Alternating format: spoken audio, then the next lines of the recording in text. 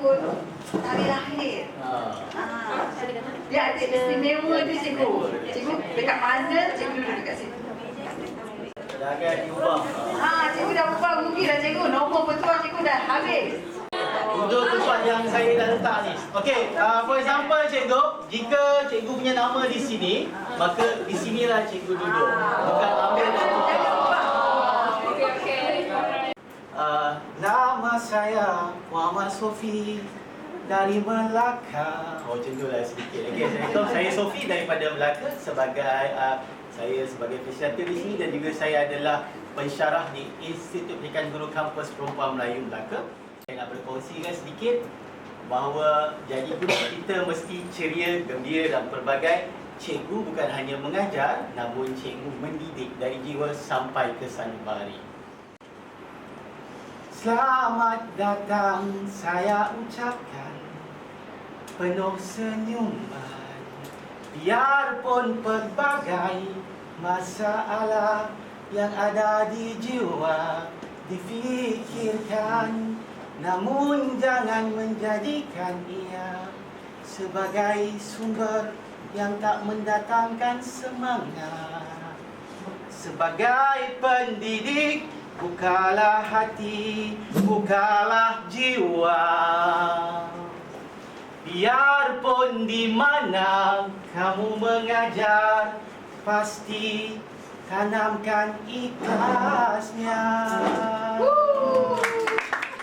Jadi guru, jadilah orang yang pelbagai. Jangan pernah kisah apa yang orang katakan, namun carilah sesuatu penyelesaian. Anak didik kita itu adalah jiwa yang harus dididik. Mereka itu harus dilentur. Melentur buluh biarlah dari rebungnya. Rebung itu yang harus kita lentur. Jika hari ini cikgu kata tak pandai boleh diajar. Namun malas itu susah menjadi penyakit dalam kehidupan. Maka datang sini hadir, kita bersama berkongsi agar menjadi pendidik berjiwa bangsa, agar kita bersama mendidik anak bangsa. Terima kasih. Okey, kita ucapkan tahniah kepada Cik Sofi. Okey, hari ini tajuk yang kita nak terangkan adalah dengan pengajaran dan pembelajaran abad 21. Saya Hajar Muaimin daripada IPJ Perempuan Melaka. Saya dah mengajar ni selama 35 tahun. Kalau saya tengok tarikh-tarikh lahir ni semuanya di bawah saya. Saya mengajar 22 tahun di sekolah dan 13 tahun di IPJ. So tengok mata je saya dah nampak dah sini. So saya nak terangkan ni, kita santai je cikgu. Sebab apa-apa yang cikgu nampak di sini sebenarnya cikgu dah pun aplikasikannya. Cuma kita tak tahu je. Jadi kami bagi sedikitlah definisi tentang pengajaran dan pembelajaran abad 21. Pengajaran dan pembelajaran abad 21. Cikgu, kita sekolah memanglah mengajar kan? Mengajar. Betul tak? So, kita nampak pengajaran dan pembelajaran. Pengajaran tu sebenarnya apa? Proses persediaan kita nak mengajar dekat murid kita. Itu memang hari-hari kita buat, betul tak? So, pengajaran dan pembelajaran tu maksudnya bila kita buat pengajaran, kita sedang membuat persediaan. Macam mana kita nak mengajar student kita? Macam mana kita nak, apa bahan yang kita buat? Itu persediaan kita. Pembelajaran pula, hasil yang kita ajar dia. Apa yang input yang kita dapat. So, pengajaran dan pembelajaran dua-dua tu ada connection. You buat proses pengajaran you macam mana, hasil daripada pengajaran tu apa budak itu dapat. Dan biasanya hasilnya bukan dapat dengan cepat. Dia ambil masa beberapa lama dan dia boleh dapat, oh budak ni dia dah pandai bercakap, dia dah pandai menulis. Itu adalah hasil daripada pengajaran kita. Apa yang kita nak beritahu cikgu, ada beza. Dulu masa zaman saya, dia lebih pada teori. Kita duduk dekat dalam kelas, cikgu tulis, budak salin, betul? And then kita ambil exam. Betul tak? Dia akan berterus macam tu. Tetapi sampai bila proses ini nak berlaku, sedangkan keadaan berubah. Budak dah pandai internet, kadang-kadang Google dia lebih pandai daripada kita. Takkan kita nak jadi guru yang sama? So kita kena ke depan. Jadi itu sebabnya kenapa dia cakap tentang abad ke-21. Kalau abad ke-21, cikgu tak boleh mengajar macam kita dulu. kita tidak nafikan yang mengajar cara konvensional. Dalam bilik rejak, cikgu bagi nota, budak hands-on, kita tak nafikan ramai yang berjaya. Tapi setiap 5 tahun kita mesti buat penambahbaikan. Mesti ada berubah. Hari ini mesti lebih baik daripada semalam. Kalau sama cikgu sincere dengan kita. Ini saya dapat daripada student saya sendiri. Cikgu boleh tak tolong dulu. Kalau lebih teruk daripada semalam, celaka. So benda tu kita kena pegang. Ya? Jadi daripada cara lama, kita try ubah kepada cara yang lebih sesuai dengan zaman ini. Yang mana budak tak boleh lagi find a job. Dia kena create job. Berapa ramai orang menganggur sebab dia want to find a job. You have to create a job. Show, you have to sell yourself. Kalau student kita tak boleh jual diri dia, macam mana dia nak berjaya dalam hidup dia? Itu zaman sekarang. Dulu kerja sangat banyak, sekarang tak ada kerja. So student kena create something untuk diri dia. That's why untuk abad ke-21 ni, kita lebih kepada pentaksaan informatif, berterusan, dari segi tingkah laku, dari segi dia punya komunikasi dengan student. Itu adalah salah satu cara kita buat pentaksiran. Bukan lagi cara sumatif. Okey, exam 98 itu adalah budak yang paling pandai. Tak salah. Bukan salah. Tak boleh lagi. Sebab masa zaman saya, budak yang pandai membaca dianggap budak yang paling pandai. Sedangkan membaca itu adalah salah satu daripada ribuan cara tanda-tanda orang berjaya. Membaca tu sikit je. Daripada ribuan. Kalau you pandai menyanyi macam Cik Sofi, you di antara orang yang pandai dari segi suara. Tak boleh kata dia tak pandai. That's why dalam pendidikan sekarang, you tak boleh menilai dia hanya dalam satu cara. Dia pandai membaca, dia tak boleh. Kalau dia pandai berkarya, dia pandai melukis, itu juga tanda-tanda dia budak yang berjaya. So, kita tengok, kalau sekarang, you kena banyak buat aktiviti. You kena banyak buat program, you kena banyak buat hands-on. Tak boleh suruh budak salin. You tak boleh jadikan budak-budak ini parent. Just follow you. At the end, bila dia keluar, dia nak follow siapa? Dia tak ada siapa yang dia nak follow sebab selama ni dia hanya jadi ikut. So you have to create something yang dia boleh stand by himself. Dia boleh berkomunikasi, dia boleh bersuara, dia boleh bercakap dan dia boleh fleksibel. Saya boleh bercakap dengan dia, I can talk dengan dia, saya boleh berkolaborasi dengan dia. Bermaknanya dia tidak takut. Ya? So itu sebabnya kita gunakan pendekatan PAK21 untuk mendidik kita punya student. Okey, apa ciri-ciri? Sebenarnya ciri-ciri ni cikgu dah ajar lah. Saya percaya, kami percaya sebenarnya cikgu dah buat semua ni. Bila you dalam kelas, you akan macam mana budak tu berkomunikasi. You ajar dia macam mana budak boleh berkomunikasi, boleh buat aktiviti bersama kan. So ini adalah 4 pemikiran kreatif. Bermakna dia boleh selesaikan masalah. You bagi dia task, you selesaikan masalah. Tapi kalau kita buat cara lama, kita tak boleh benda ni. Dia akan duduk, dia akan tulis, dia selesai masalah, dia bagi markah. Sekarang kita gunakan pendekatan ini, komunikasi, kolaborasi, pemilikan kritis dan penyelesaian masalah dan kreatif dan inovatif. Cikgu tak perlu tulis, saya nak ajar ini tentang inovatif. Tak. Kadang-kadang cikgu mengajar sahaja, cikgu dah ada keempat-empat ni. Dia ajar satu aktiviti. Lepas tu dia tengok, semua dia ada. Dia boleh komunikasi, dia boleh collaborate dengan kawan-kawan dia, dia boleh selesaikan masalah. So kita tak perlu fikir, kebat ni you nak tanda-tanda, tak perlu. Apa yang you buat perancangan, you akan pastikan tempat-tempat ni ada dalam elemen-elemen yang terkandung dalam PAK ni semua sama. You hasilkan pelajar atau murid yang boleh guna komputer, boleh berkomunikasi, boleh selesaikan masalah. Ni semuanya ada kaitan dengan cara kita mengajar. Cara cikgu mengajar ni sebenarnya menentukan murid itu berjaya atau tidak. Ya? Sebab kita selalu kata, student I tak pandai lah. Actually, we are talking about us. So we have to be very careful when we talk about our student. Because I'm a teacher, I've been teaching for 35 years, so I know. You always complain about student, actually you are complaining about how the way you teach your student. So you have to be very careful when we talk to other people about your student. Sebenarnya dia sedang mencerminkan diri kita sendiri. So we have to be very careful. So kita tengok sini, bila dalam elemen-elemen PAK 21 ni, dia ada kaitan dengan tanggungjawab, kepimpinan ni semua yang memang perlu ada, terutama dalam pengajaran kita. Yeah?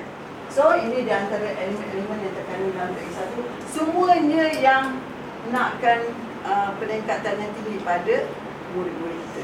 Tapi macam mana cara dia? Kita akan terang. Okay, seterusnya, ni kadang-kadang bila saya pergi praktikal, budak tanya, cikgu saya diamlah.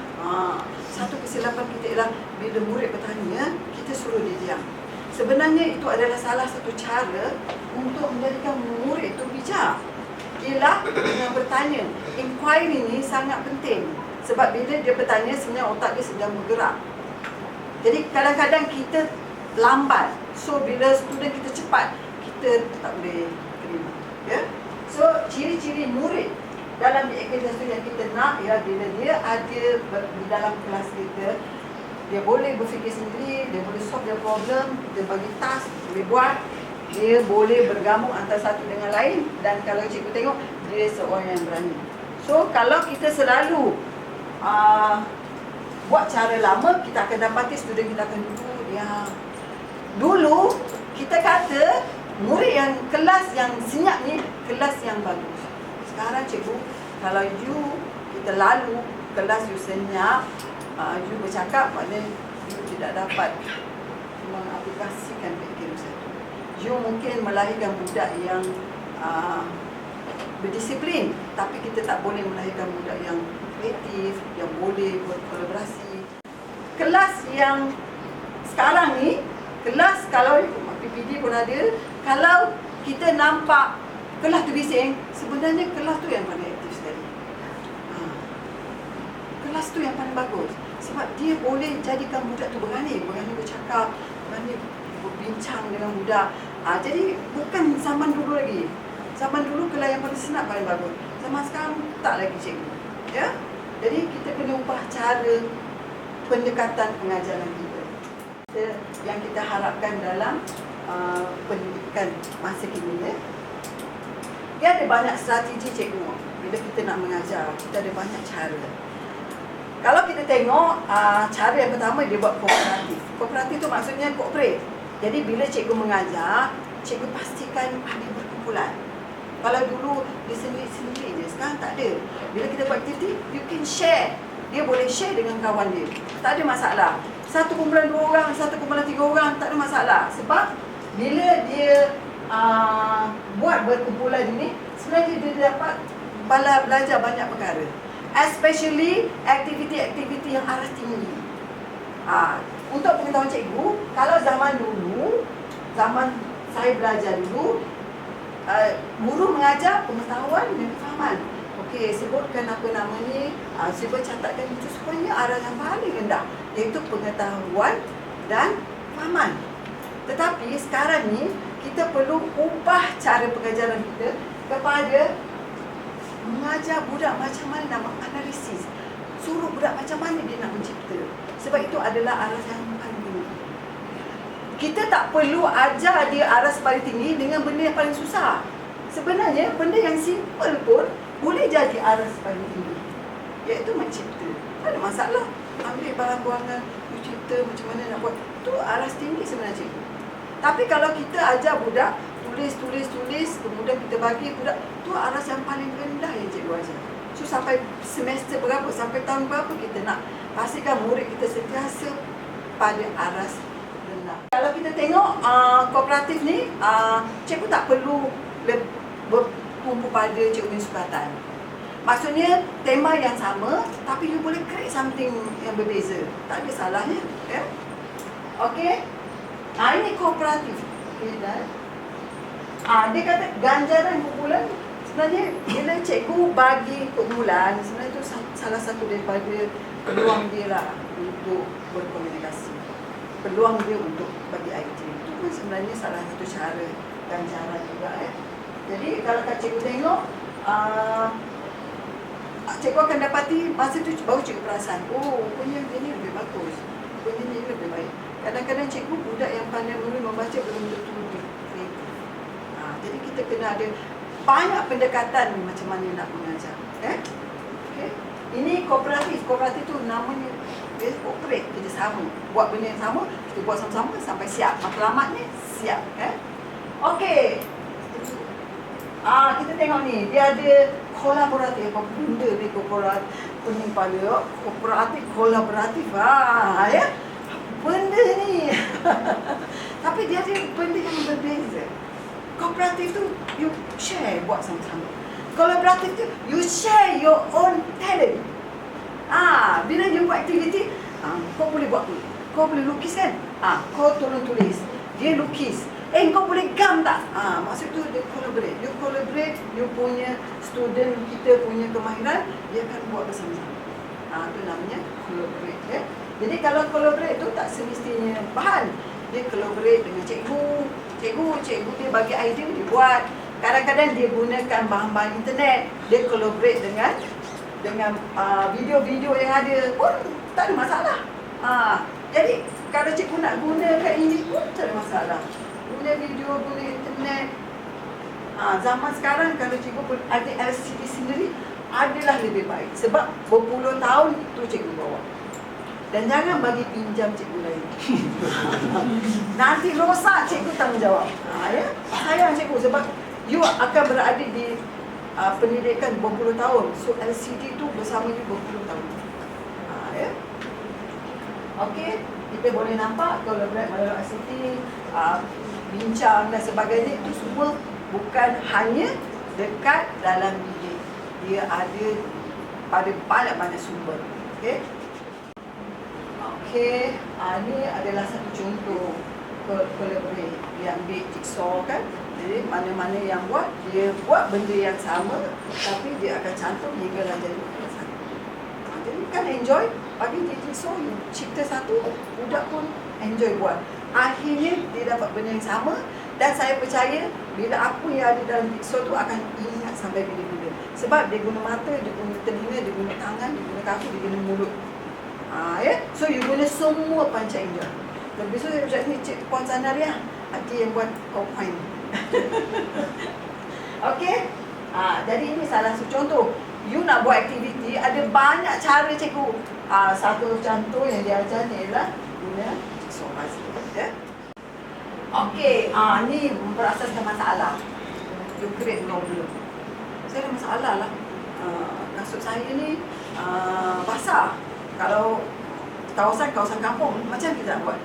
So you create satu masalah. So pelajar ini akan cari macam mana cara nak selesaikan masalah. Ini kita panggil dia penyelesaian masalah. So dia biasanya kalau isu masalah problem, dia bagi you satu problem. Ataupun you bagi dia satu problem. Jangan yang susah-susah. Bagi yang mudah-mudah, so dia boleh bincang, dia boleh selesaikan masalah. Cikgu tak payahlah mengajar je, penat. Baik bagi dia satu aktiviti, bagi dia 5 minit, how to solve the problem. Okey, contextual. Ni ada juga. Satu, kita cari masalah. Yang ini pula, kita buat satu aktiviti yang ada kaitan dengan kehidupan kita. Apa dia, cikgu? Apa dia? Kalau cikgu tengok. Contohnya, biasanya RBT ni. Ada tak cikgu RBT? Ada? Dia buat bangku. Dia ajar macam mana buat bangku. Lepas tu, bangku tu dia boleh guna. Kalau dia tak boleh guna, di kemahiran yang dia ada ni, dia boleh buat untuk perniagaan dia atau seterusnya. Inilah kita panggil dia contextual. Di mana dia ada belajar sesuatu yang ada kaitan dengan kehidupan dia. Itu namanya contextual. So kalau cikgu nak buat aktiviti, kadang-kadang cikgu suruh dia lukis, buat rumah, lepas tu buat jual. Itu kegunaan harian. Kan? burung dan sebagainya, buat cikgu suruh dia buat tempat letak rokok dan sebagainya. Itu adalah satu daripada cara macam mana kita nak guna pembelajaran kontekstual. Apa yang dalam itu. Cikgu sains, matematik, kiraan itu semua cikgu boleh kaitkan dengan kehidupan seharian. Dia kata bukan sekadar ambil nota, tapi sebenarnya cikgu kena bawa dia pergi ke suasana sebenar.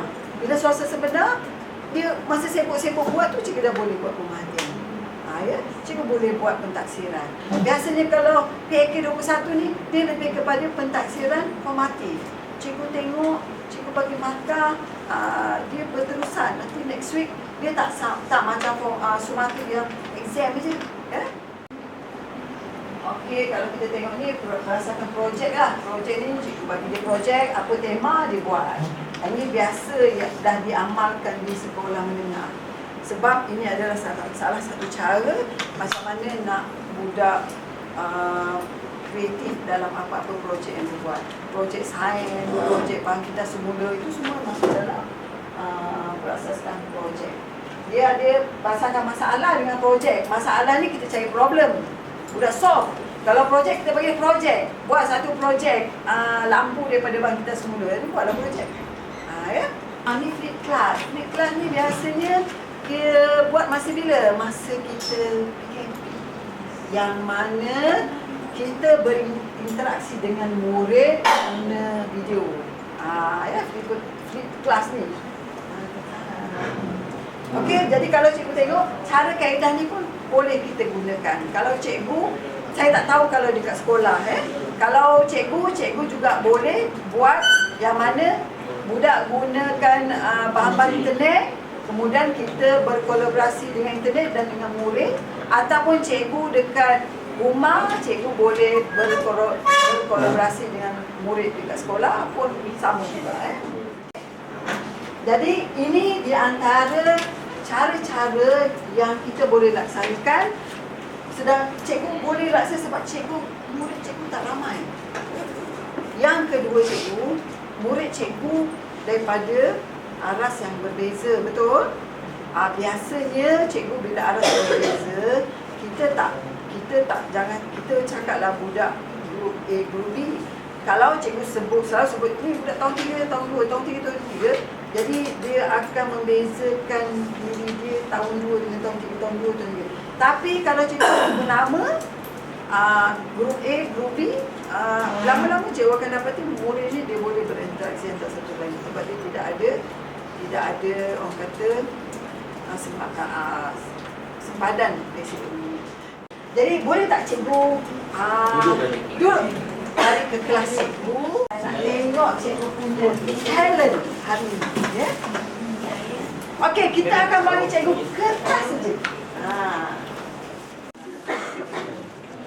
Cikgu akan dapat selai kertas. Tengok dulu satu, kadang-kadang ada nombor 3004. Gosok, keluar nombor. Okey, cikgu, you dah dapat ni kertas? Okey, sudah nampak? Sudah nampak kertas? Okey, sekarang ni cikgu. You duduk dua orang ni boleh bincang, tak ada hal. You nak bincang dengan PPT pun boleh, saya benarkan. Ya? Tapi kalau you duduk seorang, you tak boleh bincang, you sendiri bikin. Okey, cikgu. Sekarang ni, kita nampak ni dia dua dimensi. Dua dimensi ni maksudnya dia rata, kita tak nampak jisim, tak nampak apa-apa.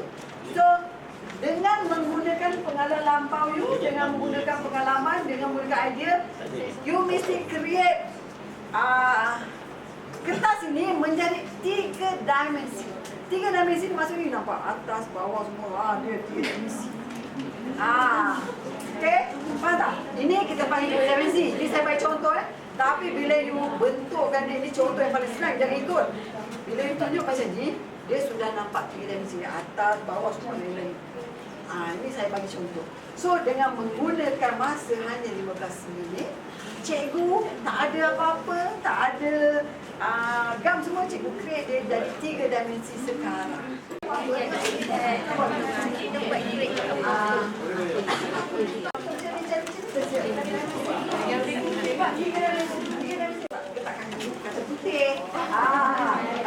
umur letak kacang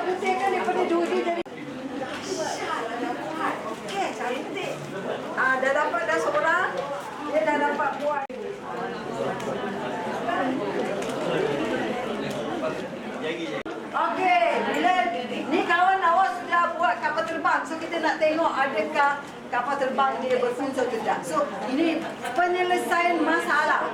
So you create satu aktiviti. So kita nak tengok.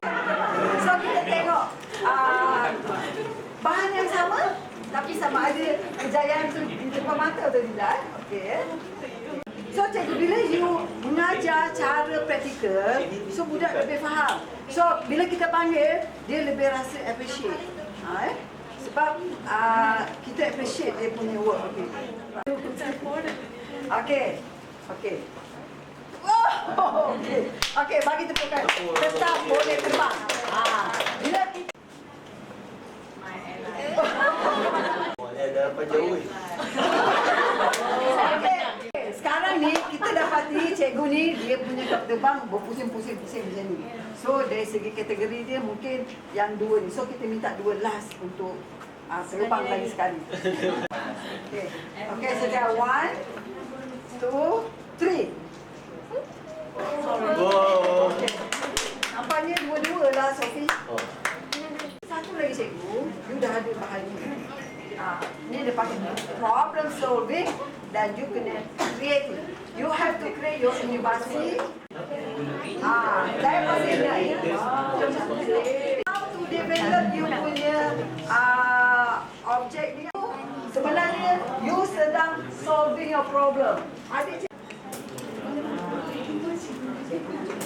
awak dulu. Nampak? Tengok satu suara juga. Okey, kata cikgu ni dia pengalaman masa kecil dia nak buat. So, pengalaman dulu pun sangat penting.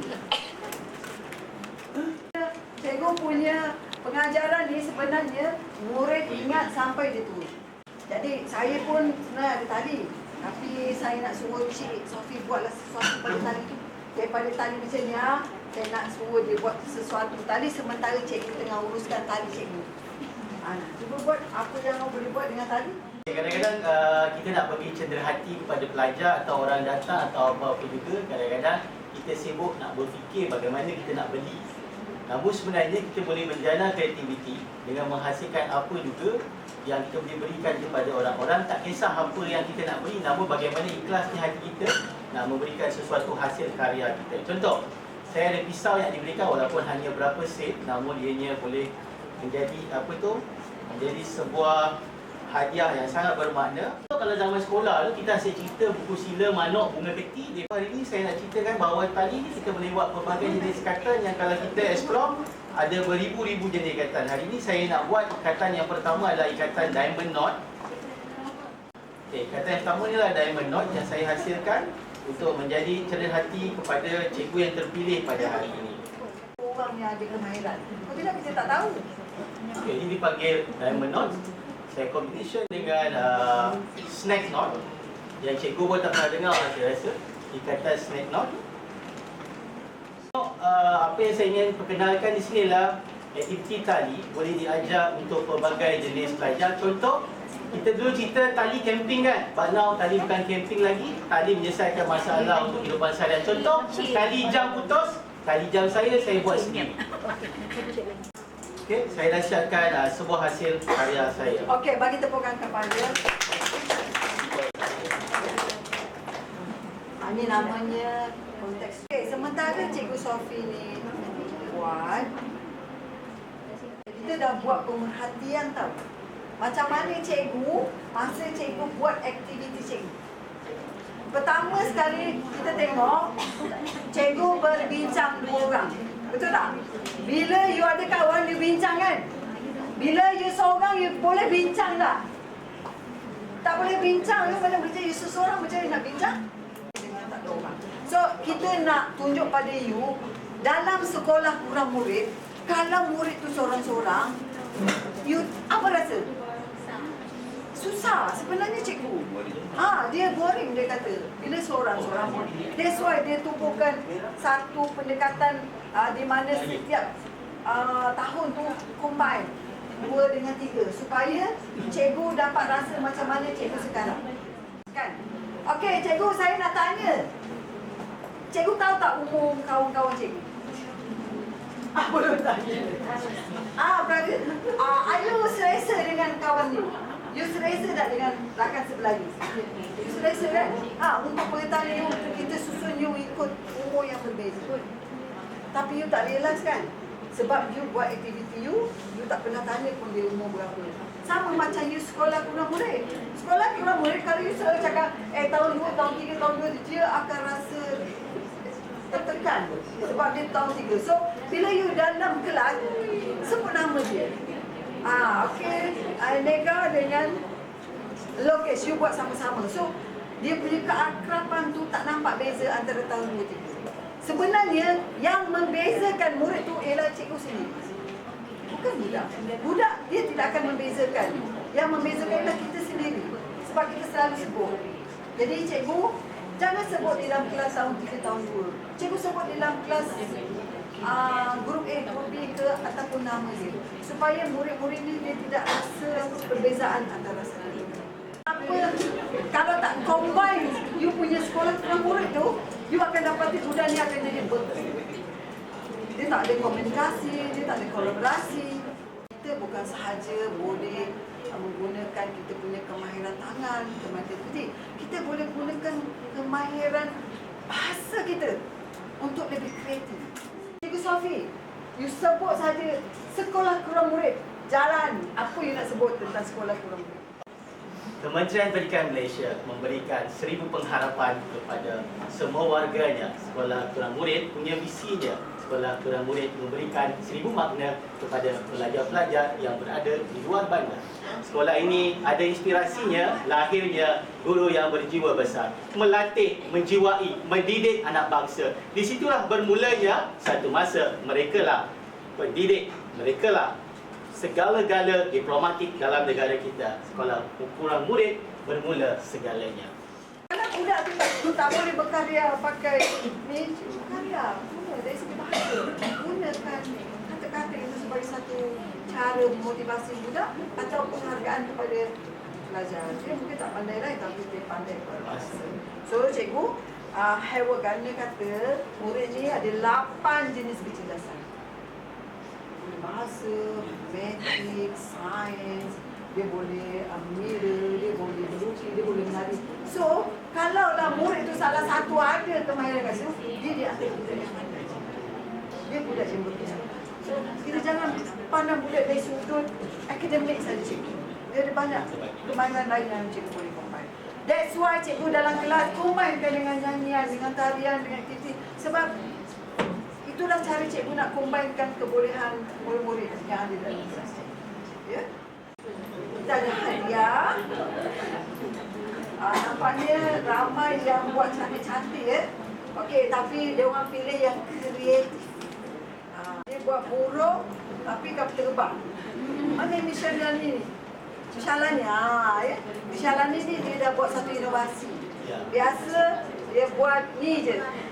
Tetapi bila dia ubah sikit, dia sudah jadi satu inovasi baru untuk dia. Bagi tepukan kepada cikgu. Nak jadi kreatif, tak perlu ubah semua cikgu. Dengan hanya benda yang sudah ada, cikgu buat penambahbaikan, cikgu sudah berjaya dah untuk mencipta satu inovasi. So jangan kata inovasi itu susah sangat, tak susah. Something yang sedia ada, upgrade saja. Dia dah ada inovasi. Dia kata, bagusnya cikgu ni, dia telah combine kebolehan dia. Ini lebih pada kolaboratif, kooperatif. Lepas tu dia kreatif. Semua lepas tu dia masa dia buat tu dia communicate. Jadi empat elemen usaha dia dalam dia. Siapakah yang punya bag shopping ni?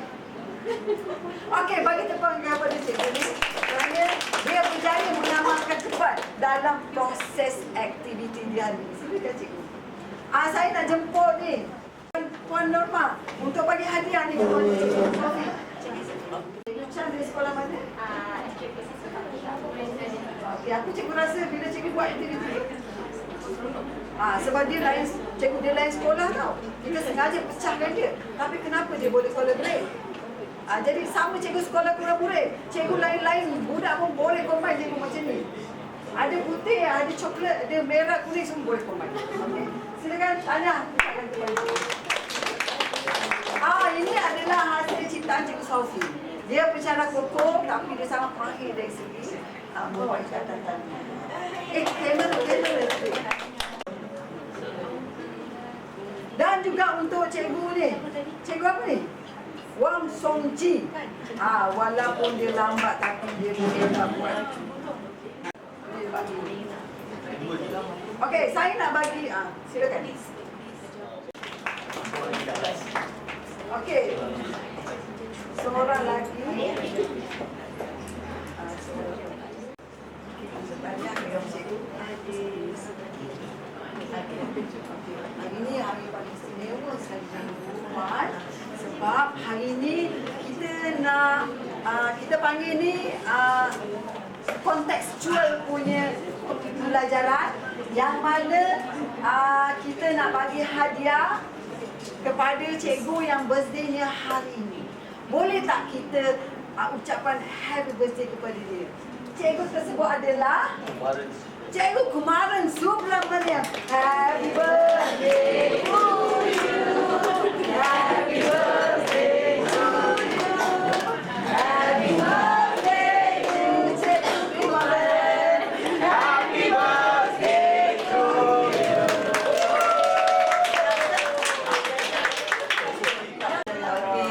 Semangat daripada sini. Cikgu, bila time you dalam kelas, you nak buat aktiviti, suddenly student you punya birthday, just celebrate dalam kelas tu. Tak kira lah masa tu matematik ke, sains ke, bahasa Inggeris ke, sebab he will remember until he die. Okay, kita sebenarnya ada yang paling senior kat sini. Sangat bagus sebab dia sangat dedikasi. Dia datang dalam keadaan yang very confident dan tak ada pun saya nampak terlelak, tak ada. Cikgu tersebut ialah Puan Maria binti Muhammad Baiti. Lahir pada 1968. Tanya cikgu. Tanya cikgu. Kita menghargai ini namanya motivasi. We appreciate walaupun sudah berusia dah veteran tapi cikgu, inilah sebenarnya cara pendekatan kita di dalam kelas. Tak kira lah apa saja yang kita buat, sebenarnya selagi murid-murid kita enjoy dengan kelas kita, dia dapat ilmu yang kita bagi dan diingat sampai bila-bila, sebenarnya cikgu telah menjalani pembelajaran. So thank you so much cikgu.